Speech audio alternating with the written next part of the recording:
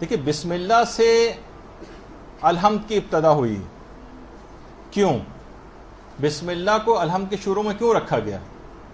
پیغمبر فرماتے ہیں ہر وہ کام کہ جو بسم اللہ سے شروع نہیں ہوتا وہ پائے تکمیل تک نہیں پہنچتا، یعنی اس کو کمال حاصل نہیں ہوتا.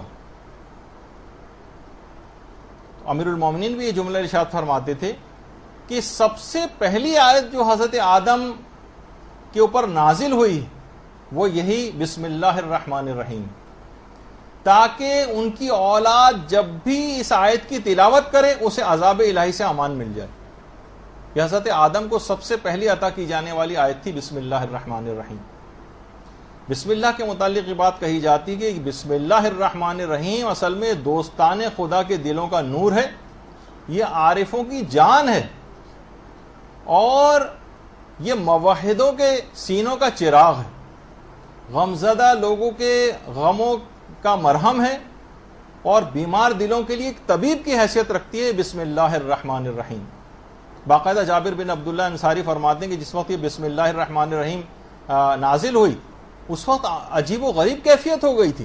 پیغمبر کے اوپر جب یہ آیت نازل ہوئی تھی جابر فرماتے ہیں کہ بادل مشرق سے چل نکلے، ہوائیں تھم گئیں اور دریاؤں میں طغیانی پیدا ہونے لگی، اور اسی وقت شیطان راندہ درگاہ الہی بھی ہوا، اور خدا نے اپنی عزت و جلال کی قسم کھا کر یہ بات کہی کہ جو بھی اسے پڑھے گا اسے اس پر وہ اپنی برکتیں ضرور نازل کرے گا. اور اس میں دیکھیے بسم اللہ الرحمن الرحیم میں اللہ کے 3 نام ہیں، اللہ، رحمان اور رحیم.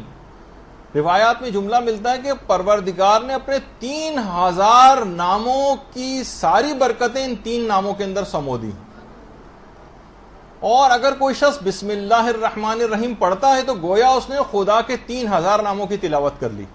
3000، یعنی آپ دیکھیں نماز کہاں سے کہاں آپ کی جا رہی، آپ کتنی مرتبہ بسم اللہ پڑھتی ہیں اس کے اندر، اور ہر دفعہ بسم اللہ الرحمن الرحیم پڑھنے میں 3000 پروردگار کے ناموں سے جو فضیلتیں، برکتیں اور ثواب حاصل ہوتا ہے وہ آپ ہر دفعہ حاصل کر لیتی ہیں، اور اس کا وہی تمام ثواب اور اجر ہے 3000 ناموں کا، وہ آپ کے نامہ اعمال میں لکھا جاتا ہے. امام موسیٰ کاظم علیہ الصلوۃ والسلام فرماتے ہیں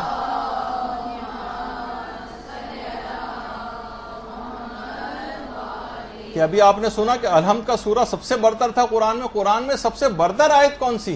اس کے متعلق 7ویں امام نے کہا کہ کتاب خدا میں یہ بزرگ ترین آیت، اور اس کا 114 مرتبہ قرآن میں تذکرہ ہوا. ایک عالم عارف نے بڑی اچھی بات کہی کہ مشکل کام کے لیے ایک دفعہ میں نے بہت سارے اعمال کیے، بہت اذکار کی، بہت سارے کام انجام دے چکا، لیکن وہ میرا کام نہیں ہوا. لیکن میں نے فقط ایک دفعہ حضور قلب سے پروردگار کے یہ 2 نام رحمان اور رحیم پڑھے، کہہ رہے ہیں اسی دن میرا مسئلہ حل ہو گیا. اللہم صلی علی محمد و علی محمد. اسی دن.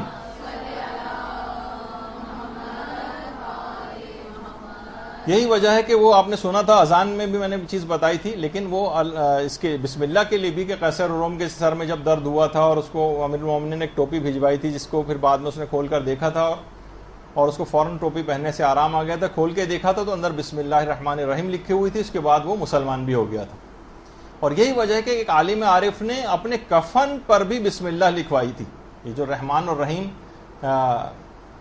اپنے کفن پر بسم اللہ الرحمن الرحیم. لوگوں نے پوچھا کہ آپ نے کفن پہ الگ سے بسم اللہ کیوں لکھوائی؟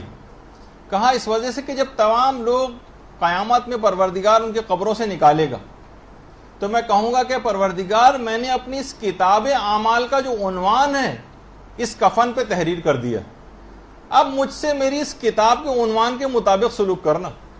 یہ بسم اللہ الرحمن الرحیم میں نے لکھ دیا جس میں رحمان اور رحیم. تو دیکھیے اتنی اہم چیز ہے کہ ورد زبان آپ کی رہنی چاہیے ہر وقت. جیسے ہم نے کہا تھا کہ عمومی زندگی میں اللہ اکبر، سبحان اللہ، الحمدللہ، یہ تمام چیزیں رہنی چاہیے آپ. اسی طرح بسم اللہ الرحمن الرحیم ہر کام سے پہلے. بہت سے علماء تو ہر لقمے سے پہلے بسم اللہ پڑھتے تھے. ایک دفعہ شروع میں ہم لوگ عام طور پر پڑھ لیتے ہیں، ہر لقمے سے پہلے بسم اللہ پڑھتے تھے.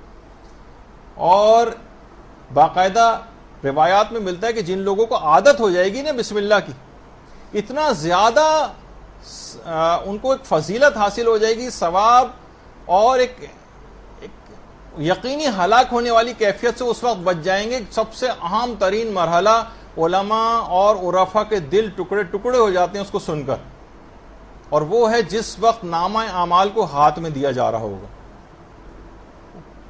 کہ بس ہم ہاتھ بڑھا رہے ہوں گے، اب یہ پتہ نہیں ہوگا کہ دائیں ہاتھ میں نامہ اعمال دیا جانے والا ہے یا بائیں ہاتھ میں دیا جانے والا ہے، لرزتے ہی ہاتھ آگے بڑھائیں گے اور خدا نہ خواستہ کسی کا بائیں ہاتھ میں، اس کا مطلب انجام خراب ہو گیا، اور دائیں ہاتھ میں دیا جائے گا تو خوشخبری مل جائے گی۔ یقینی گناہگار، بہت زیادہ گناہگار بھی نامہ اعمال لینے کے لیے ہاتھ بڑھائے گا۔ روایات میں جملہ یہ آتا ہے کہ جس وقت وہ اگر اس کی دنیا میں اس بات کا عادی رہا بسم اللہ الرحمن الرحیم پڑھنے کا، تو جیسے ہی وہ بسم اللہ کہتے ہوئے ہاتھ آگے بڑھائے گا نامہ اعمال لینے کے لیے، نامہ اعمال کے اندر جتنی برائیاں ہوں گی پروردگار سب کو نیکیوں میں تبدیل کر دے گا۔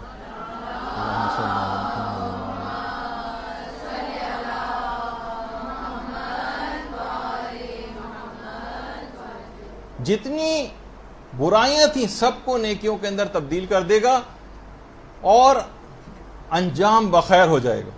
یہ بسم اللہ پڑھنے کی عادت، لیکن یہ علماء فرماتے ہیں وہی کر سکے گا جو اس دنیا میں پابندی کے ساتھ، کثرت کے ساتھ، جس کی زبان اس جملے کی عادی رہی بسم اللہ پڑھنے کی، اسی کی زبان پر یہ جملہ وہاں پر آئے۔